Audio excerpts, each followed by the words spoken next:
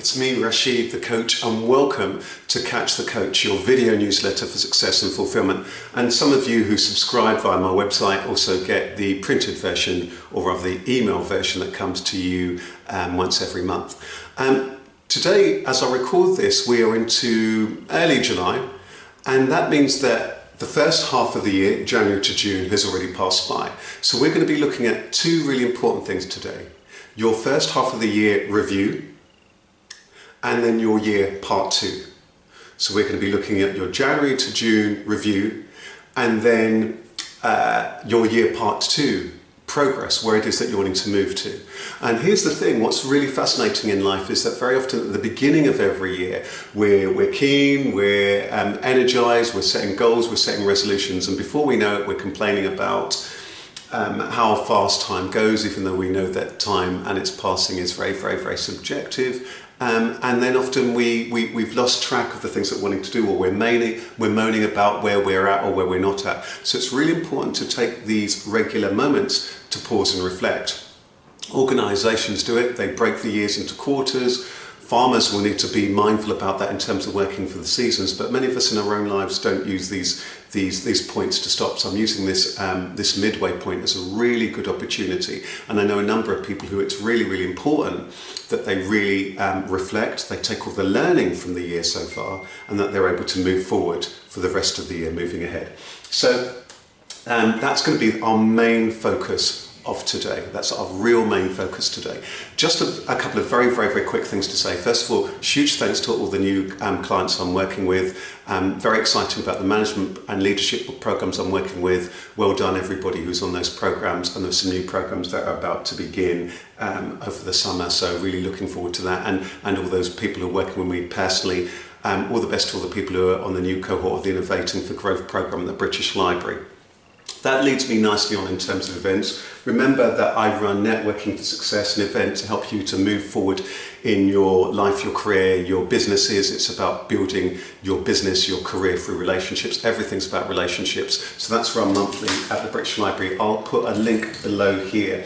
But the next dates are the 25th of July and the 20th of September and the 18th of October. And that runs from 4 till 7:30 p.m. So it really it's an event of two halves. First half is teaching you to network effectively, strategically, skillfully, authentically. And the second half is actually a networking time, and there's coffee and biscuits as well, all for only £25 at the British Library's Business and Intellectual Property Centre, which you should check out, by the way, if you are on that journey of starting and growing your own business, which I know many of you are. So that's that. Now let's get on to our January to June review. I think I'm going to invite you to, you might want to pause this, you might want to grab a pen and paper, or you might want to get your computer or your laptop so that you can kind of work on this and capture your notes as we go along.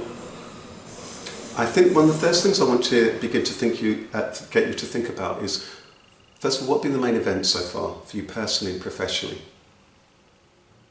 What's gone well for you? Again, personally, professionally. What have the main challenges been for you personally and at home? And in your career and your work life. And when you're ready, based on all of this, what has the learning been? What is it that you've learned from the year so far? Now you might want to, on a scale of 0 to 10, 0 being absolutely nowhere, to 10 being as good as it could be. You might want to rate first of all your well-being, your relationships, your work, and your finances, and anything else that's really important to you, just so you can kind of take stock of where it is that you are. And be fair with your marks. I mean, if you're alive and you've got some level of health and well-being, then you're going to give it at least 1, aren't you? And it's probably going to be higher if you're engaging with this right now. And then what are the things that really require changing, that need attention, and that need prioritising at home and at work? And then once you've done all this, I want to invite you to just take a moment to pause, to breathe, to reflect, so that you're ready to plan ahead. And that work is really, really powerful as you just pause and you just reflect and you review and you take all that learning with you. Okay? So I think we're now ready for your year part two. So the idea is, one of the things in life is, of course, we cannot predict the future. We may not even know what's going on in 10 minutes' time. You only need to look at the world scene and political scene in order to know that. But we can put ourselves in a place where we're in the right mindset and we have the right skill set, attitude and resourcefulness and connections, going back to that thing I was talking about before, networking, and relationships, so that we're well placed given the things that we might want to be doing, or given the things that are going on in our industry or in our family lives and so on. So this thing about pausing and preparing is incredibly important. You do it all the time in terms of getting up in the morning, preparing for your day. Some people spend hours and hours on it, don't they? Or preparing food. It's important that we spend this time also preparing and planning in terms of our own life. So I'm just going to share with you just 3 tips. Step 1 is set some specific goals with a time frame. I recommend that you set 3. 1 for yourself and your health, 1 for your life, for your home and your relationships, and 1 for your work and your finances. So that's 1 for your self-health, 1 for your home life, relationships, and 1 for your work and finances. Remember to make them very specific. Step 2 is steps and support. Think a little bit about what the internal and external factors that might affect your goal, things at home, things in the workplace, things that are going on in your environment, your industry. What things might distract you or prevent you from doing that, and what things that might support you and enable you to do that. Really give that some thought. That might take you some time, so I'm going to say that again. What are the external factors and the internal factors that relate to your goal? What things might distract or prevent you and support and enable you? And finally, based on all of that, what help, support, resources and information do you have and do you need? And it might be as you think about this, well, I need to find out about this, or I don't know about that, here's a gap. But the mere fact that there is a gap, or that you have a hunch that there might be a gap, is useful. Finally, step 3, which is all about starting, staying on track and crucially adjusting.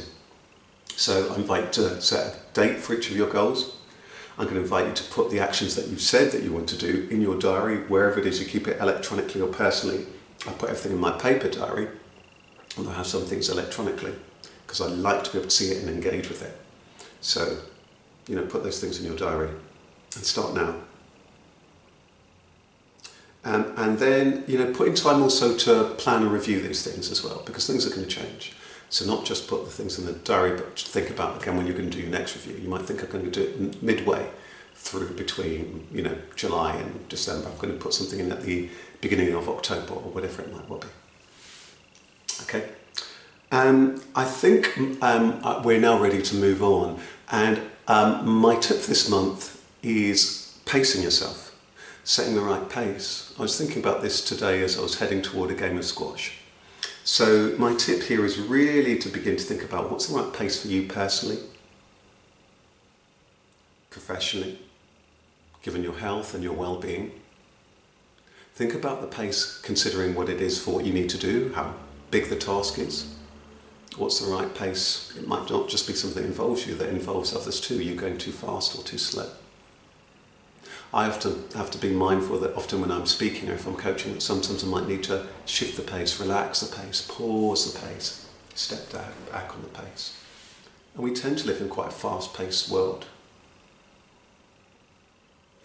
And again, therefore, when it comes to pace, there might even be times where you need to pause, stop, change, tweak, or change direction. Just recently I was chatting to a contact at an organisation where I do some coaching for the team, and they were saying that they've been very, very busy in their job for a number of years since in fact they left school, and now they're using it as an opportunity before they head off into their next career that they're going to be spending time travelling, relaxing, seeing the world. So that's a nice pause, isn't it? It's a nice change before then the next stage. Wonderful. My final tip before our quote for the month is relax. We are in the summer season, so this is the moment where often we do take that time to pause. Have you planned a break? Do you need a break? What works best for you? Do you need a staycation so you can catch up on things and seeing people or doing things at home, or just having time to put your feet up, or for hobbies or loved ones? Or is it that you're wanting to get away or experience things? What is it that works for you? What is it that makes you feel restful? For some people, activities makes them re-centered and re-energized. For you, it might be about just being still and really having time to put your feet up or relax on the beach or go for walks or be by the sea or whatever it is for you. Be mindful of that. And if you need any more tips on relaxation, bear in mind that there is my 10-minute meditation, which is, if you just search for, if you type in my name and 10-minute meditation here on YouTube, or you may well be watching this, then you can enjoy that. So that's it. Just in terms of recap for this issue. So review, January to June, then focus on your year, part 2. Set some clear, simple goals for yourself and your health, your work, and for your home and your relationships. And go at the right pace that's meaningful for you. Thank you so much. Bye-bye.